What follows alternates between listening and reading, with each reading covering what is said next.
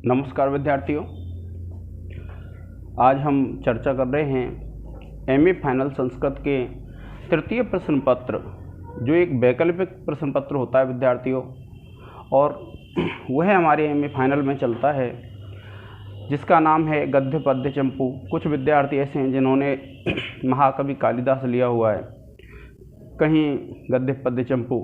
तो ज़्यादातर महाविद्यालयों में क्या है, गद्य पद्य चंपू का प्रश्न चलता है विद्यार्थियों। अब ये गद्य पद्य चंपू जो है, उसमें इससे पहले लेक्चर में मैंने आपको बता दिया था कि इसमें 4 पुस्तकें हैं, जिनमें एक पुस्तक कादम्बरी है जो 20 नंबर की है, और कथामुख से हमें 10-10 नंबर की 2 व्याख्या आएंगी, और हिंदी भाषा में करनी है विद्यार्थियों में। दूसरी पुस्तक है हमारी नैषधीय चरितम, जो 30 नंबर की है विद्यार्थियों। अब इस नैषधीय चरितम में क्या है कि एक तो प्रश्न आएगा जो टेलीग्राम पर हैं।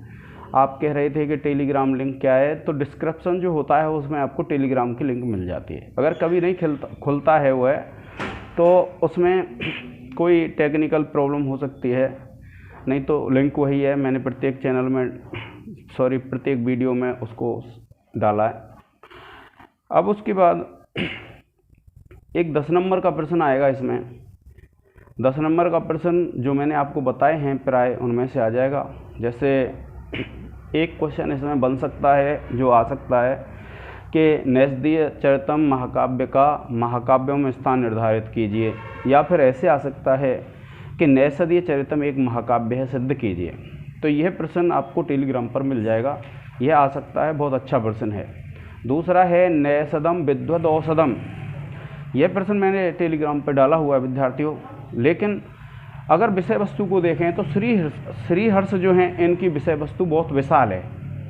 इन्होंने व्याकरण का अनेक विषय जो हैं, व्याकरण का, दर्शन का, वस्तु शास्त्र का, वेद शास्त्र, सबका ज्ञान अपने ग्रंथ में भर दिया है। इसलिए कहते हैं नैषधे विद्वत औषधम, यानी नैषधीय चरित जो है विद्वानों के लिए औषधि है।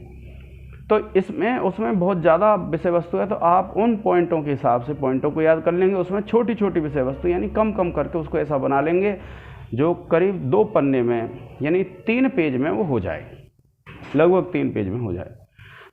4 व्याख्या आएंगी, जिनमें से आपको 2 करनी है, एक संस्कृत में है, एक हिंदी में। तो आप हिंदी वाली कर देंगे। और अगर आप पुस्तक पढ़ रहे हैं तो 1 से लेकर के अगर 30-40 तक के अगर हम श्लोक कर लेंगे तो आपको एक व्याख्या इसमें मिल जाती है। एक व्याख्या संस्कृत की है, तो हम संस्कृत की नहीं करेंगे, क्योंकि संस्कृत की थोड़ी सी कठिन होती है, और जिनसे आती है तो विद्यार्थियों आप कर सकते हैं। फिर है विद्यार्थियों एक चंपू भारत है। अब चंपू भारत में क्या है, चंपू काव्य वह होता है जो है गद्य और पद्य दोनों में लिखा हुआ जो काव्य होता है, उसको कहते हैं हम चंपू। तो चंपू भारत जो है, उस चंपू भारत में श्लोक भी हैं और गद्य भी है। तो जो श्लोक आएगा, 2 श्लोक आएंगे, एक करना है, तो श्लोक तो आएगा आपका संस्कृत में, और जो गद्य है वह हिंदी में है। अगर आपसे हो जाता है तो कर लें। फिर है विद्यार्थियों शिवराज विजय। शिवराज विजय ऐसी पुस्तक है जो एक ऐतिहासिक उपन्यास है महाकवि बाणभट्ट का, महाकवि अंबिका दत्त व्यास का ऐतिहासिक उपन्यास है शिवराज विजयम। अब शिवराज विजयम में जो प्रश्न अक्सर कराते हैं, एक प्रश्न तो आ जाता है कि जो शिवराज विजयम है उसकी ऐतिहासिकता को सिद्ध कीजिए, यानी शिवराज विजय एक ऐतिहासिक उपन्यास है, इसको सिद्ध कीजिए। यह बहुत महत्वपूर्ण प्रश्न बनता है विद्यार्थियों। दूसरा जो प्रश्न बनता है कि शिवराज विजयम के अनुसार जो कवि अंबिका दत्त व्यास की काव्य शैली को स्पष्ट कीजिए। काव्य प्रतिभा आ जाए, या काव्य शैली आ जाए, या भाषा शैली आ जाए, आप उसको अच्छी तरह से तैयार कर लेंगे। फिर है इसमें 2 पात्र बहुत महत्वपूर्ण है, गौर सिंह और एक शिवाजी, क्योंकि शिवाजी के ऊपर तो पूरी कथा वस्तु आधारित है। तो शिवाजी के ऊपर कथा वस्तु आधारित है, तो आप क्या करेंगे कि शिवाजी का चरित्र चित्रण याद कर लेंगे। और फिर एक प्रश्न इसमें बनता है कि शिवराज विजयम की कथा वस्तु का सार अपने शब्दों में लिखिए, तो आप उसको पढ़ लेंगे, तो आप उसको लिख देंगे।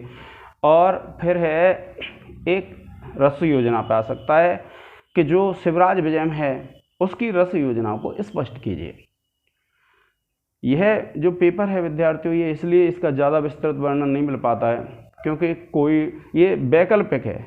कोई गद्य पद्य चंपू ले लेता है, कोई कालिदास ले लेता है, कोई दर्शन शास्त्र ले लेता है, कोई न्याय शास्त्र ले लेता है। इस प्रकार से भिन्न भिन्न जो विद्यार्थी हैं वह भिन्न भिन्न विषयों को उसमें ले लेते हैं, और भिन्न भिन्न विषय ले लेते हैं तो दिक्कत आती है।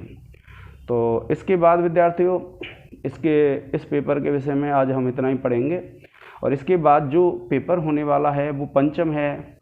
तो जो विद्यार्थी प्राचीन साहित्य जो 5वां पेपर है और जो 28 तारीख को होने वाला है उसको लिए हैं, जिनके पास परीक्षा में 5वां पेपर है, उसके लिए हम ये 13 तारीख के बाद यानी कल से ही प्रश्न श्रृंखला व्याख्या श्रृंखला प्रारंभ कर देंगे। ठीक है विद्यार्थियों, आज के इस लेक्चर में इतना ही। धन्यवाद। आप सभी अच्छी तरह से परीक्षा दे के आएँ।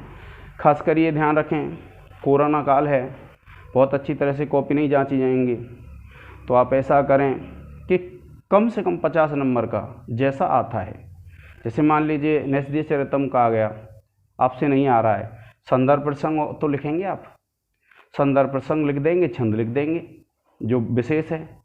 ऐसे ही शिवराज विजयम है तो प्रथम निश्वास पढ़ लें, दोनों व्याख्या आ जाएंगी, क्योंकि 4 आती हैं, 2 करनी होती हैं।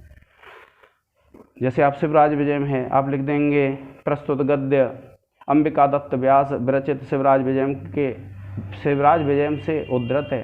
फिर इस विशेष में लिख देंगे प्रस्तुत गद्य में अंबिका दत्त व्यास कहते हैं। फिर व्याख्या करके कुछ विशेष जो भी है, कुल मिला के आपको 50 नंबर का करना है, छोड़ना नहीं है विद्यार्थियों।